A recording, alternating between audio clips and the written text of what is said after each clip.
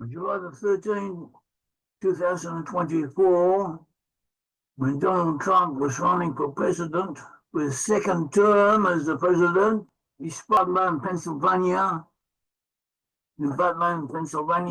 USA, July the 13th, 2024. So he gave a speech, a campaign speech. In the course of the speech, he rose his hand and pointed, he suddenly rose his hand and pointed at a chart, an immigration chart to prove a point. This is the British glance of bullet sped by and nicked his ear. Nicked his thumb and touched it and got blood on his thumb. Then the security people pulled him down behind the podium and they eliminated the assassin. They eliminated the assassin and they shut it down.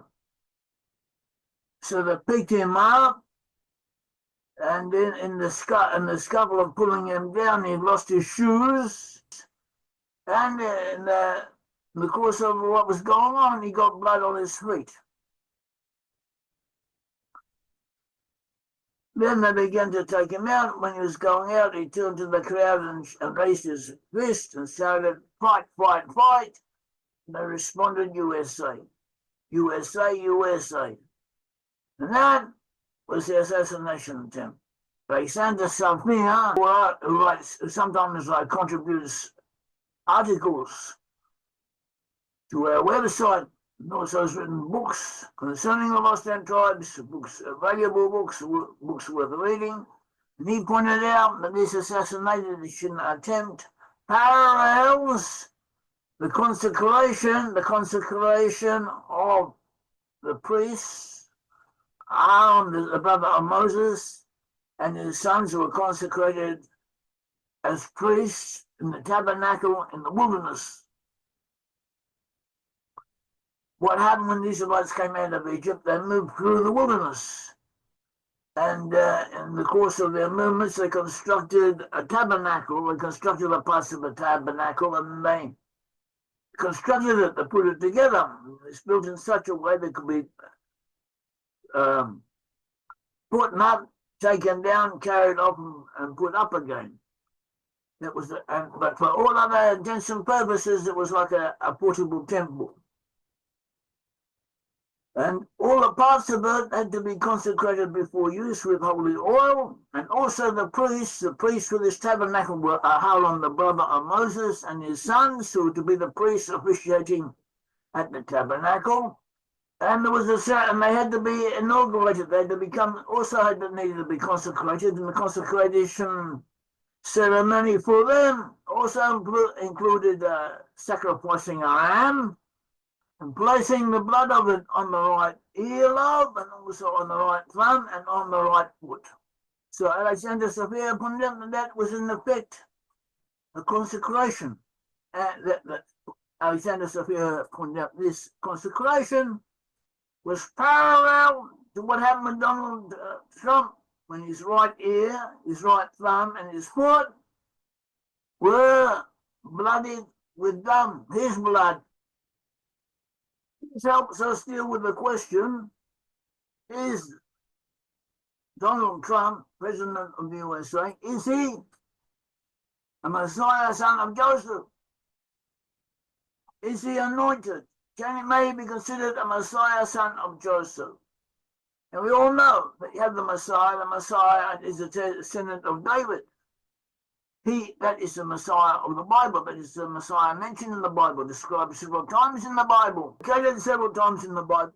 See Genesis 49 and 12, Isaiah chapters 9, 11, Isaiah 3 verses 4 to 5, Ezekiel 37, 24, Daniel 7, and so on.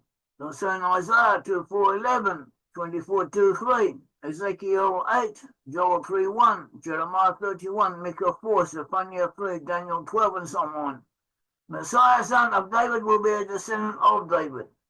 And according to the Jewish religion, as formulated in the works of Maimonides. Maimonides understood the Talmud to say that belief in the Messiah, son of David, is an article of faith. It is one of the things you have to believe in. Okay? For us, there's no doubt about it. He's the Messiah, son of David, from the tribe of Judah, who will come and save Israel, save Judah and Israel, and after that the world. That is the Messiah, son of David, who will save all mankind. The Messiah of the end of times. And this Messiah, he will restore the throne of David. He will rebuild the temple. He will gather the exiles. He will restore the Torah. He will be the son of David. He does not have to perform signs or wonders. He will be a student of Torah. He will force himself to study Torah. He will fight the wars of the Lord. Elijah will come before Messiah. The battle of Gog and Magog will precede the day of Messiah. Messiah will purify the priesthood and the Levites. Messiah will identify and accept those who are truly of Israel. Messiah will identify the tribes of Israel and will tell every person, those who are from the tribes of Israel, to which specific tribes they belong. In the time of Messiah's reign, there will be no hunger or wars. And in the time of Messiah's reign, the chief occupation of the earth will be study of the laws of God.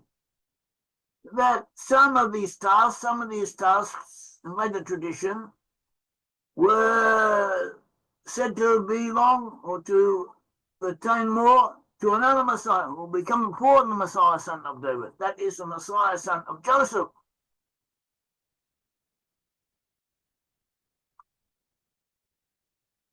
The Messiah, son of Joseph, sometimes referred to as son of Ephraim, though in some sources is said to pertain to the tribe of Manasseh. Most times he is described as belonging to the tribe of Ephraim. At all events, he belongs to the tribe of Joseph. The tribe of Joseph was divided into two, Ephraim and Manasseh.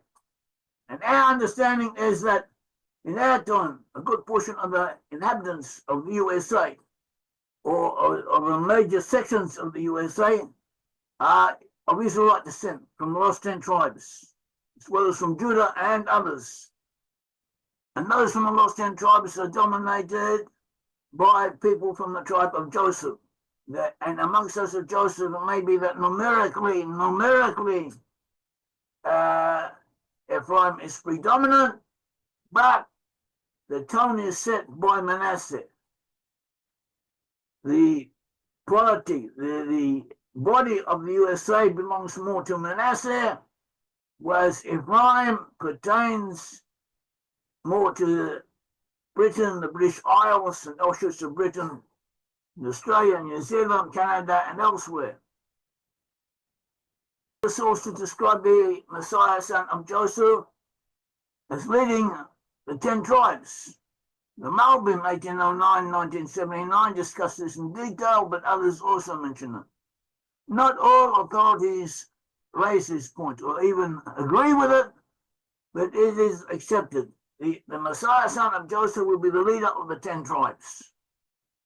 You had the 10 tribes and you had Judah. The 10 tribes were that section of the Israelite nation that got lost. The Israelites were together in the land of Israel, 12 tribes in the land of Israel. The Assyrians came and conquered them, conquered the northern tribes. The northern 10 tribes took them all into exile. Over the course of time, they moved out, they migrated, and eventually they went to the west and the north, and there they reconverged in areas of Western Europe and in the British Isles. From there, their descendants populated North America and other regions. And that is where they are in our time. This is where those 10 tribes are at present. The Bible refers to this. And the Messiah, son of Joseph, will be a leader of the lost 10 tribes, and he will initiate a rapport, a return, an approachment with Judah. Judah will remain independent of him, but there will be a rapport between them. Now, our understanding of history is that things move in cycles, as we mentioned elsewhere, and that you have a recurrence, a repetition of certain events of certain conflicts, of struggles, which is repeated generation after generation, like actors in a play, all of them playing the same parts, or sometimes switching parts, but on the whole remaining the same until we get to the end time scenario, when everything is fixed as it should be, and we have the final production. So too, the events concerning lost 10 tribes may and Judah and of the end times may have been playing themselves out in some way or other throughout the generations, but in the end times they will come out as they are fixed and were destined to be from the beginning. Each previous repetition had brought us closer to how it will be at the end times. So too, President Trump may or may not be Messiah, son of Joseph, or he may be a precursor of him, someone who comes before him, someone who plays the same role, but is a running up, as if to say, a practice run, a personification of the attitudes and actions that will characterize the Messiah, son of Joseph, and also the lost 10 tribes that will be following him. They too will be going through a preparatory stage, one might say, until the real thing comes along. Or it might be the real thing already. We will not know. But we should keep our eyes open and our hearts